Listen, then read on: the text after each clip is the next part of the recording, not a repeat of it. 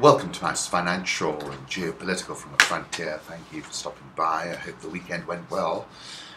We had a fantastic mind speak. We were hosting Albert Mugo and his Kengen team, currently in the edit suite. And just to give you a selection of tweets, Walter, yet another informative and brilliant mind speak with Ali Khan and Albert Mugo.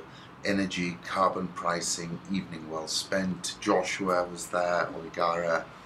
I'm proud of the winning spirit in the house, full of energy. Great audience. Victoria Nyamunga, quoting Joshua, dream big, it takes the same capacity as it does to dream small. I'll put up a photograph that I took of the audience on that Friday.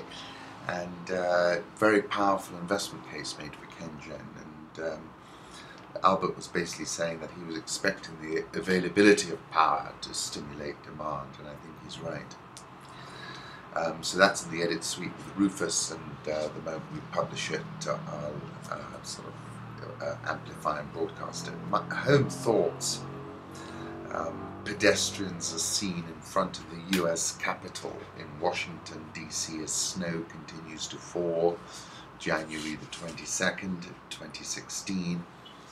I read Dr. Fischer of Geneva by Graham Greene over the weekend, and it's about this Dr. Fischer, very well-to-do, likes to humiliate his guests, throws these fabulous parties, and then the climactic finale is this bomb party.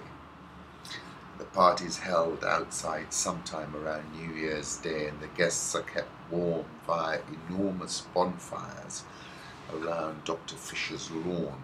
The meal is exquisite. Following dinner, Dr. Fischer explains the rules for that night's experiment. He has hidden 6 crackers in a bran tub. Inside, 5 of them are checks for 2 million francs apiece, with the name left blank. Inside the 6th is a small bomb. The guests are expected to draw crackers and open them one by one. Couple of quotes. So it always is when you escape to a desert, the silence shouts in your ear. That's from The Quiet American. And then there is always one moment in childhood when the door opens and lets the future in. Political reflections. We have said this from the beginning. We won't tolerate such formations in northern Syria, along the area stretching from the Iraqi border up to the Mediterranean. Turkish President Erdogan on Friday expressed alarm over reports of a build-up of Russian troops in northern Syria near the Turkish border, saying such movements would not be tolerated. And clearly that's becoming quite a flashpoint up there to the north. You've got the Kurds looking to make a move. You've got Russia pressing up against the border, trying to stop what they think is Turkish support for ISIS. John Kerry met with the Saudi Foreign Minister Adel Al-Jubair. Let me assure everybody that the relationship between the United States and the GCC nations is one that is built on mutual interest, on mutual defense, and I think there is no doubt whatsoever in the minds of the countries that make up the GCC that the United States will stand with them against any external threat. Global Research asks, is Saudi Arabia on the brink of regime change? Now, the highly respected Institute for Gulf Affairs is stating that the King of Saudi Arabia, Salman bin Abdul Aziz Al Saud, is preparing to renounce the throne in favor of his son Mohammed bin Salman. And you know my feelings about Saudi Arabia. I think they've been making some very irrational moves. South Sudan's President Salva Kiir and his former Vice President and rebel leader Riek Machar failed to form a unity transitional government on Saturday. The rebels said it appeared the government in Juba was disinterested in the full implementation of the agreement since Kiir was unwilling to change his mind on the 28 states. International markets, look at these charts, which was a really wild week last week. We got a strong rebound.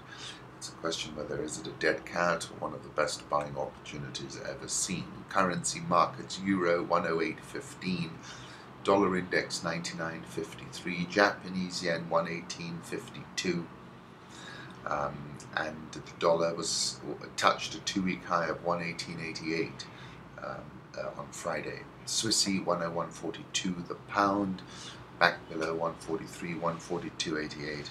Aussie 0.70, it's 0.7000.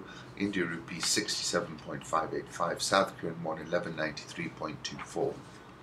Rial 409.61. Egyptian pound 784.23, and the rand 16.4479.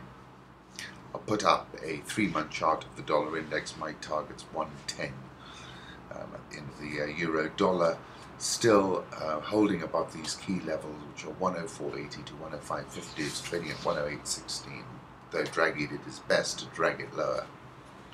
And gold 1102.05. That's obviously caught a geopolitical bid, and partly, financial markets have been uncertain. Gold gets a bit higher. Oil prices soared 10% on Friday, one of the biggest rallies ever. As bearish traders who had taken out record short positions scrambled to close them, betting the market's long rout may finally be over. US crude climbed 9%, Brent bounced 10% on Friday. Contracts had descended as low as $26.19 last week, their lowest since May 2003. I'll put up a 1-month chart of crude oil. Let's see what happens at the 34.50, 35.50 area. That's the key area.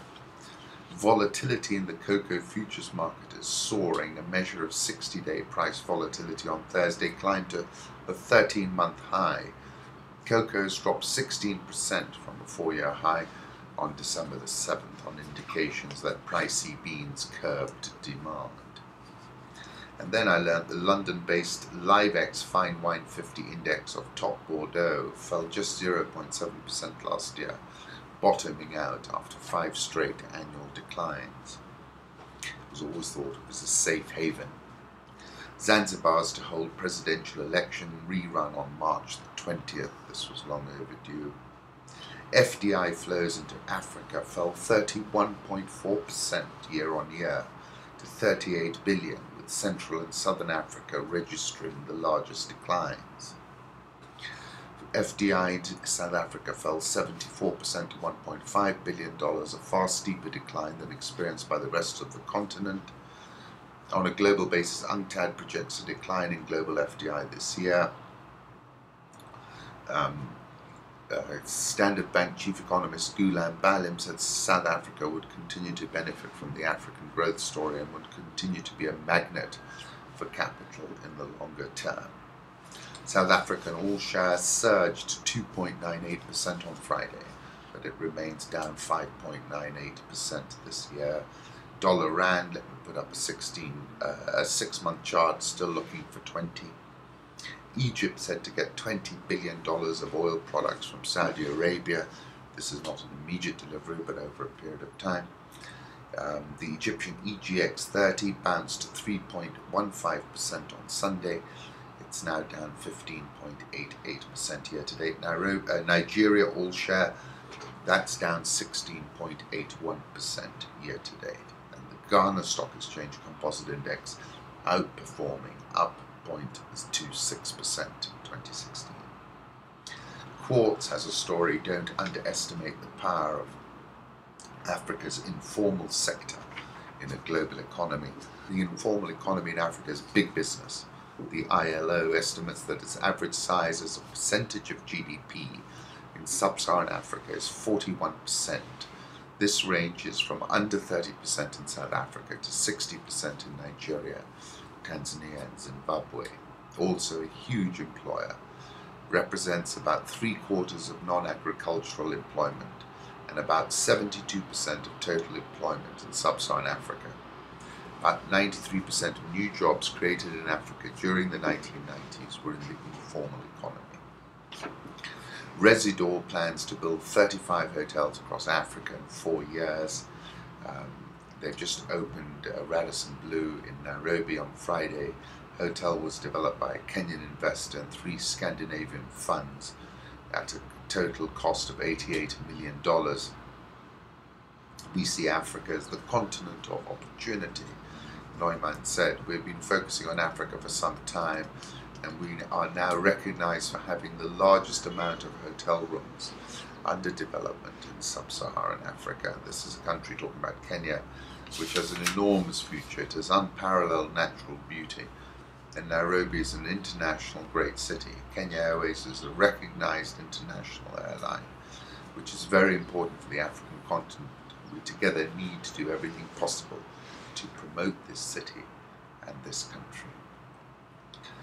Put up a photograph of a dry seasonal riverbed in the Sahel, and this article in The Guardian is speculating that climate change could actually improve rainfall for that part, which is typically very dry.